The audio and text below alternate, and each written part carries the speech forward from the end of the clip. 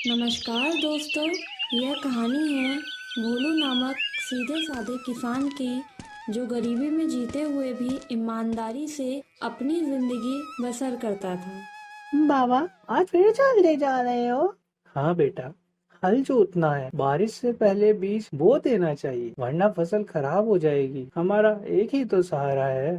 भोलू, मेरी तबीयत खराब हो रही है। 3-4 दिन हो गए, बुखार उतर ही नहीं रहा। आते हुए डॉक्टर से मेरी दवाई लेते आना। अरे भाग्यवान, मैं तुम्हें पहले ही डॉक्टर के पास ले चलता हूँ। तुम कब तक मेरी राह देखोगी? नहीं नहीं बोलू, तुम काम पर जाओ। अभी साहूकार के भी रुपए देने हैं। तुम दिन रात मेहनत करते हो, तभी तो हम 2 वक्त की रोटी खा पाते हैं। बाबा, मैं डॉक्टर के पास दिखा लाऊंगी माँ को, आप चिंता मत करो। मैं डॉक्टर से दवाई दिलवा लाऊंगी। ठीक है पिंकी, तुम हो तो मैं निश्चिंत हो जाता हूँ, वरना इस तंगी की हालत में अकेले संभालना बहुत मुश्किल है। हमारे पास इतने पैसे भी नहीं है कि तेरी माँ को मैं शहर जाकर दिखा सकूं। पता नहीं भगवान हमारी कौन सी परीक्षा ले रहे हैं। इतना बोलकर भोलू अपने खेत के लिए निकल जाता है। तेज धूप में भी भोलू अपने खेत में मेहनत और लगन से काम करता है। भोलू के खेत के पास का हिस्सा गांव के लालची जमींदार रतन लाल का था, जो कि बहुत लालची था, जो हमेशा गरीबों को डराता धमकाता रहता था। अरे भोलू, कैसे हो भाई? मेरा इस बार का कर्ज कहाँ है? तू मेरे पैसे कब देगा? रतन लाल जी, बस फसल कटने दो, मैं पैसे दे दूंगा, बस थोड़ा सा वक्त और। अरे बहाने मत बना भोलू, इतना समय हो गया और तूने अब तक एक फूटी कौड़ी भी नहीं दी। और क्या इस बंजर जमीन के भरोसे खुद को दिलासा दे रहा है? ये जमीन तू मेरे नाम कर दे। मेहरबानी मालिक, थोड़ा सा वक्त और दे दीजिए, बस एक बार। तू और तेरी किस्मत दोनों ही निकम्मे हैं। तेरे पास अब सिर्फ 1 सप्ताह का टाइम है। अगर एक दिन भी ऊपर हुआ तो मुझसे बुरा कोई नहीं। भोलू चुपचाप हल चलाता रहा। उसके पास डरने या रुकने की कोई गुंजाइश नहीं थी और फिर वह डरता हुआ अपने घर को चला गया।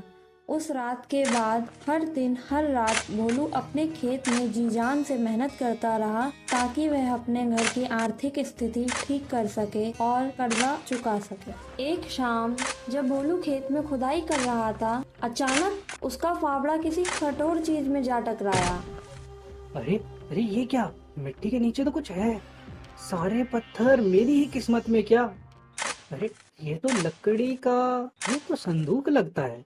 भोलू को नहीं पता था कि इस संदूक में क्या है, पर वह उस संदूक को लेकर अपने घर चला जाता है। भोलू को तो पता ही नहीं था ये संदूक उसकी किस्मत बदलने वाला है। अरे बाबा, आप तो खेत गए थे ना? ये क्या ले आए?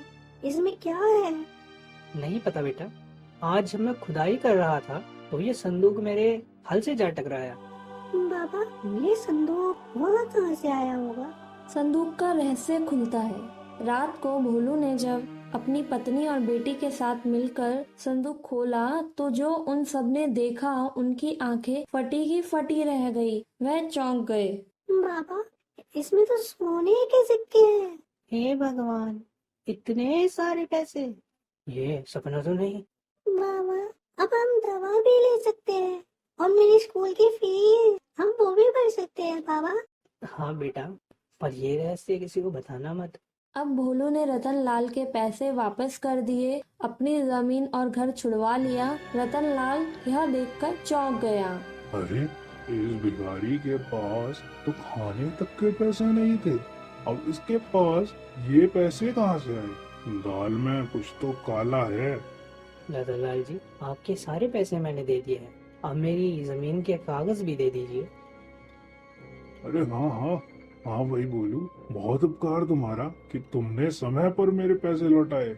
पर कल तक तो तुम्हारे पास खाने तक के भी पैसे नहीं थे। आज अचानक से ये सारे पैसे, अरे कोई लॉटरी वॉटरी लगी है क्या भाई? आप तो आम खाइए रतनलाल जी, गुठलियाँ क्यों गिनते हैं? इतना बोलकर भोलू अपने घर आ जाता है, पर रतन लाल मानो उसके मन में कोई बात अटक गई हो, और वो अब भी यही सोच रहा था कि भोलू के पास इतने पैसे आए तो आए कहाँ से। भोलू दिल का बहुत ही अच्छा था। वह रोज उस खजाने में से कुछ रुपए निकालता और गांव वालों में बांट देता। भोलू की ही जिंदगी नहीं बदली थी, लेकिन भोलू सबकी मदद करना चाहता था ताकि किसी को भी उसके जैसे दिक्कतों का सामना ना करना पड़े। अरे बोलू, अरे भाई, नए कपड़े, रोज दान दक्षिणा। अरे क्या बात है भाई, कोई लॉटरी लगी है क्या तुम्हारी? अरे नहीं भैया नहीं, बस थोड़ी किस्मत बदल गई और मेहनत रंग लाई है। अरे हमें भी तो बताओ कुछ, हमारा भी उद्धार हो जाए। इंसान को अपनी मेहनत और ईमानदारी से काम करते रहना चाहिए। भगवान एक ना एक दिन उस चीज का फल अवश्य देता है। अब भोलू की हालत धीरे धीरे सुधर गई थी। उसकी पत्नी का स्वास्थ्य भी ठीक हो गया था। भोलू देखते ही देखते अमीर बन गया था, पर वही रतनलाल अभी भी भोलू से जलन पाले हुए था। इस गरीब के पास पैसे कहाँ से आने लगे? इस भिखारी के पास तो खाने तक के पैसे नहीं थे। सुना है इसके खेत में कुछ मिला था जिससे भोलू की रातों रात किस्मत बदल गई। और मालिक, आजकल तो बहुत दान दक्षिणा भी दे रहा है वो भोलू। तुम दोनों पता करो क्या मामला है और मुझे बताओ। जी मालिक, हम अभी जाते हैं। हम्म अब रतनलाल ने अपने आदमियों को भोलू की निगरानी के लिए लगा दिया था और वह उस पर नजर रख रहे थे। वह लोग जाकर रतनलाल को उसके जादुई संदूक का राज बताते हैं। आ गए तुम दोनों, बताओ मुझे क्या पता चला। मालिक, उस भोलू को खेत से कोई संदूक मिला था और वो कोई ऐसा वैसा संदूक नहीं, जादुई संदूक था। जादुई संदूक? उस संदूक में से रोज सोना चांदी हीरे जवाहरात निकलते हैं।